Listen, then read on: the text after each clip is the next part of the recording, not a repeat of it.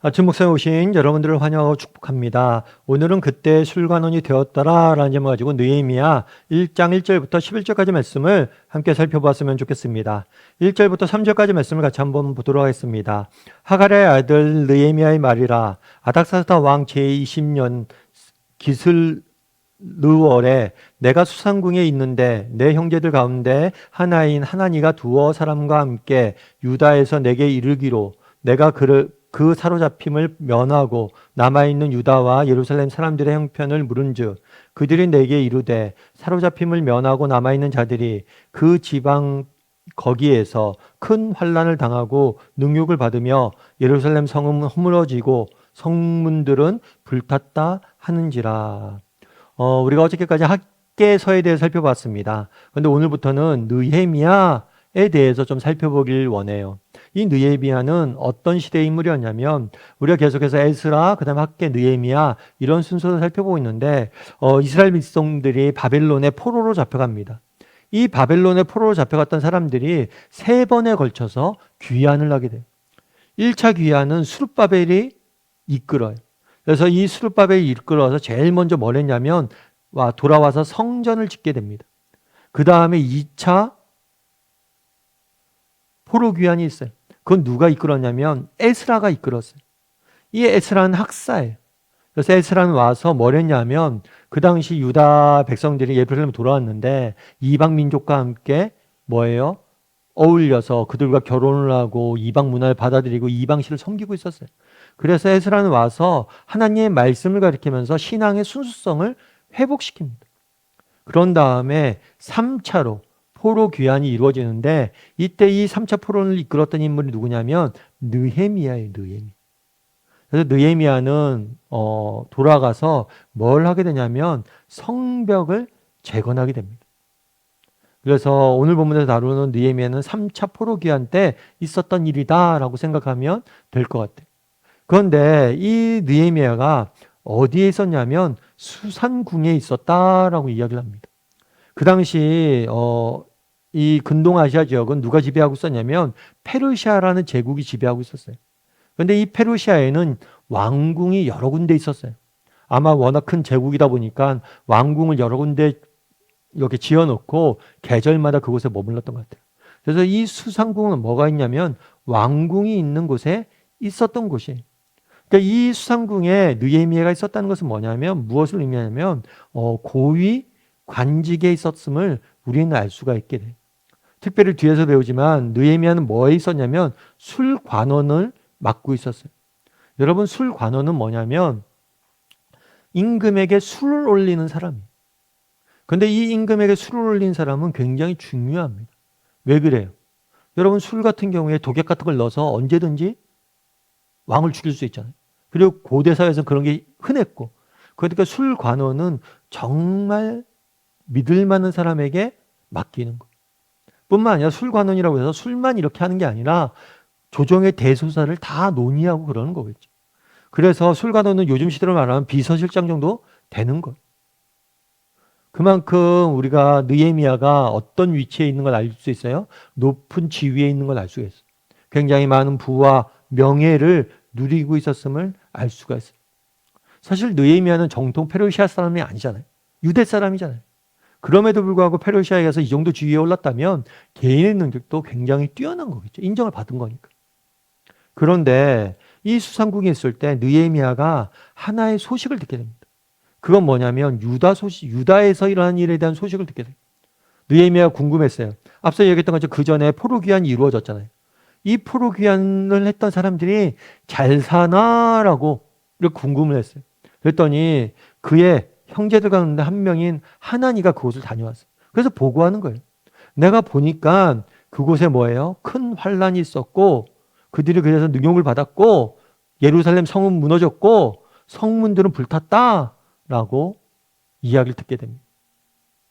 그럼 이 이야기를 들은 느헤미야는 어떤 반응을 보였을까요? 4절부터 5절까지 이렇게 돼 있어요. 내가 이 말을 듣고 앉아서 울고 수일 동안 슬퍼하며 하늘의 하나님 앞에서 금식하며 기도하여 이르되 하늘의 하나님 여호와 크고 두려우신 하나님이여 주를 사랑하는 그 주의 계명을 지키는 자에게 언약을 지키시며 긍휼을 베푸시는 주여 간구하나이다 라고 이야기해요. 내가 이 일을 듣고 뭘 했다고 그랬어요? 앉아서 울고 수일 동안 슬퍼했다라고 이야기해요. 정말 예루살렘 유다 백성들이 당했던 곤욕들, 예루살렘 성벽이 무너져 있다는 이야기를 듣고 예루살렘의 현실을 이야기를 듣고 너무나 슬퍼서 정말 수일 동안 뭐예요? 슬퍼하며 마음 아파했다라고 이야기를 합니다.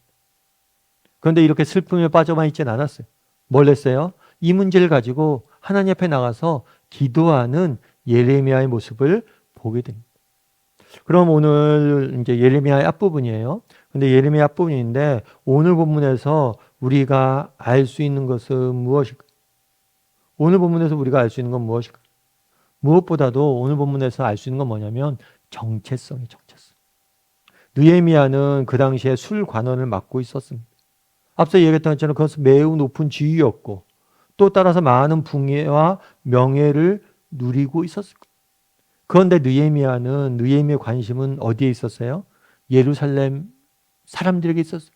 왜 예루살렘 사람들에게 있었어요? 내가 유다 민족이니까. 아니 그 이전에 내가 하나님의 백성이라는 그런 분명한 정체성을 가지고 살았던 거예요. 그는 세상 속에 살고 있었습니다. 페르시아라는 세상에 살고 있었어요. 그곳에서 정말 인정을 받았어요. 그럼에도 불구하고 그가 하나님의 백성이라는 뭐예요?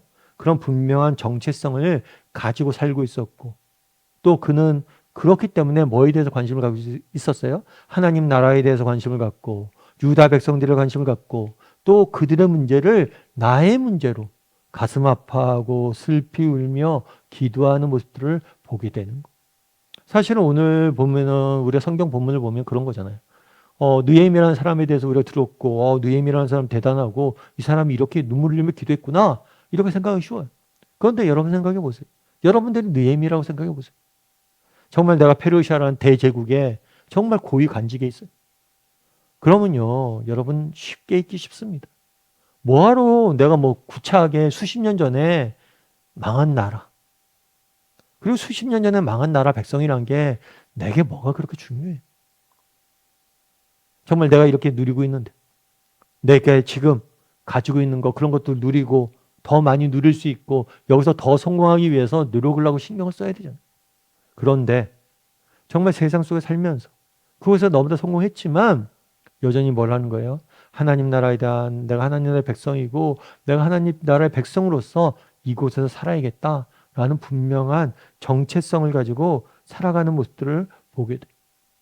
우리도 마찬가지예요. 여러분 우리도 정말 세상 속에 살아야 되잖아요. 세상 속에 살아갈 때 우리에게 가장 중요한 게 뭐냐? 그거는 정체성. 우리가 누구냐? 우리가 하나님 나라의 백성이다 라는 게 이 정체성을 잃어버리지 않는 게 필요해요. 예전에도 제가 한번 소개해 드렸는데 미국에는 인디안 보호구역이 있어요. 인디안 보호구역이 있으니까 뭐라는 거예요? 인디안 보호구역이 있는데 이 인디안 보호구역 아이들은 이 보호구역을 왜 만들었냐면 이 인디안이라는 원래 원주민이잖아요. 이 원주민들이 자신의 문화나 정체성이나 이런 걸 지키기 위해서 이 인디안 보호구역을 만들고 인디안들이 독립적으로 살아갈 수 있도록 돕고 있었어요. 그런데 이 인디안 보호구역에 있는 젊은이들이 갑자기 마약에 빠지고 막 그냥 나쁜 일들을 하고 너무나 인디안 젊은이들이 너무나 이상하게 변해가는 거예요. 그래서 한번 조사를 해봤어요. 왜 인디안 부족에 있는 보호구역에 있는 이 인디안들이 점점 이렇게 이상해져 가고 있는가?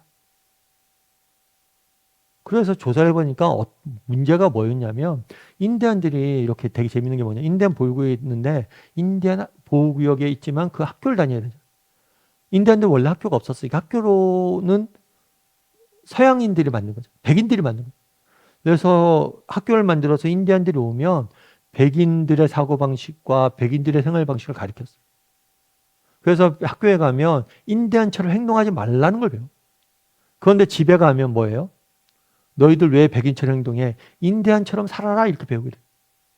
그래서 학교에서는 백인처럼 살라고 그러고 인디안에서는 백인처럼 살지 말라고 그러고 학교에서는 인디안처럼 살지 말라고 그러고 집에서 인디안처럼 살라고 그러고 그러다 보니까 이 사람들이 뭘 가져온 거예요? 정체성의 혼란을 가져온 거예요. 그러다 보니까 이 사람들이 다 어긋난 길로 빠져버린, 내가 누구인지 모르니까. 그만큼 정체성은 중요해요. 사실 그렇잖아요. 우리 그리스도인들도 마찬가지. 세상 속에 나가면 어때요? 세상에서 야 너희들 티내지 마라. 믿는 사람이고 티내지 마라. 이런 얘기 듣잖아. 또 교회는 뭐예요? 우리 세상 속에서 구별된 삶을 살아야 된다 이야기를 듣잖아요. 그 속에서 우리 역시도 뭘 할 수가 있어요? 정체성의 혼란이 있어요. 올 수가 있어요. 그런데 이렇게 정체성의 혼란이 왔을 때 분명한 정체성을 붙잡고 살아가지 않으면 여러분 결국에 우리는 정말 이러지도 못하고 저러지도 못하고 흔들릴 수밖에 없는 거예요. 여러분 우리가 예수 믿기 시작했잖아요.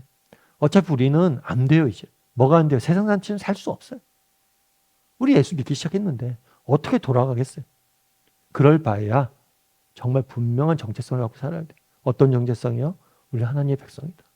우리가 어디에 있든지 하나님의 백성이다 라는 분명한 정체성을 가지고 정말 하나님 나라에 대해서 관심을 갖고 하나님 나라를 위해서 기도하고 늘 그렇게 살아야 돼요. 그래서 비록 정말 우리가 어디에 있든지 하나님의 백성이라는 정체성을 갖고 하나님 나라를 위해서 관심을 갖고 기도를 해야 돼요. 특별히 정말 느헤미야 그 나라의 유다 백성들을 위해서 기도했잖아요. 정말 우리도 정말 세계 선교를 위해서 하나님 나라의 확장을 위해서 정말 기도할 줄 아는 그런 사람이 돼요. 그래서 오늘은 정말 우리가 하나님 나라의 백성으로서의 내가 정체성을 분명히 갖고 있는가? 그리고 세상 속에 살 때도 내가 하나님의 자녀라는 분명한 정체성을 갖고 살고자 하는지, 내가 자녀답게 살아야지 이런 마음을 갖고 살아가고 있는지 한번 점검해보는 오늘 하루가 되었으면 좋겠습니다. 우리 함께 기도했으면 좋겠습니다. 기도하실 때 오늘 말씀 기억하면서 기도했으면 좋겠습니다. 그날의 느헤미야는 페르시아의 왕궁이 있었습니다. 그 페르시아의 왕궁이 얼마나 화려했겠어요. 얼마나 좋은 것이 가득했겠어요. 그런데 그런 것에 유혹에 빠지지 않습니다. 그곳에서도 나는 하나님의 백성이라는 분명한 정체성을 가지고 살아가는 모습들을 보게 됩니다. 우리도 세상 속에서 그런 분명한 정체성을 가지고 살아가게 해달라고. 세상에 온갖 좋은 것들, 화려한 것들이 우리를 유혹해도 그런 유혹에 빠지지 않고 하나님의 백성으로서 정체성을 가지고 분명한 자기 정체성을 가지고 살아갈 줄 아는 그런 사람이 되게 해달라고. 이 시간 목소리로 오늘 말씀 기억하면서 각자 기도하도록 하겠습니다. 같이 기도하시겠습니다.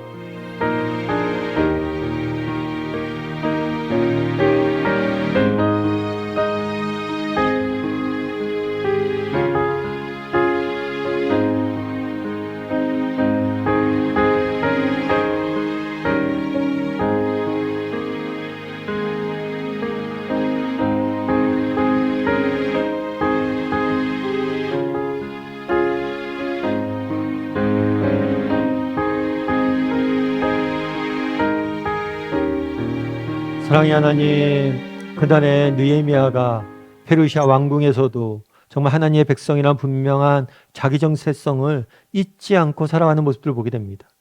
우리도 이 세상 속에 살아갈 때 우리는 하나님의 사랑받는 자녀임을, 우리는 하나님의 거룩한 백성임을 기억하고 이 정체성을 분명히 기억함으로 백성답게 자녀답게 살아갈 줄 아는 자들이 될 수 있도록 주여 은혜를 더하여 주시옵소서. 물론 세상 속에서 하나님의 백성으로서 살아가는 것이 쉽지만은 않습니다. 그럼에도 불구하고 정말 우리가 누구인지 잊지 않게 도와주시고 정말 우리가 하나님의 백성임을 기억함으로 세상 속에 다르게 살아가는 우리 모두가 될 수 있도록 주여 은혜를 더하여 주시옵소서. 세상의 화려함과 유혹에 빠지지 않게 도와주시고 하나님 나라를 위해서 꿈꾸며 날마다 살아가는 우리 모두가 될 수 있도록 주여 은혜를 더하여 주시옵소서. 오늘도 우리 하나님께서 함께 할 줄 믿사오며 모든 말씀 예수님의 이름으로 기도드립니다. 아멘.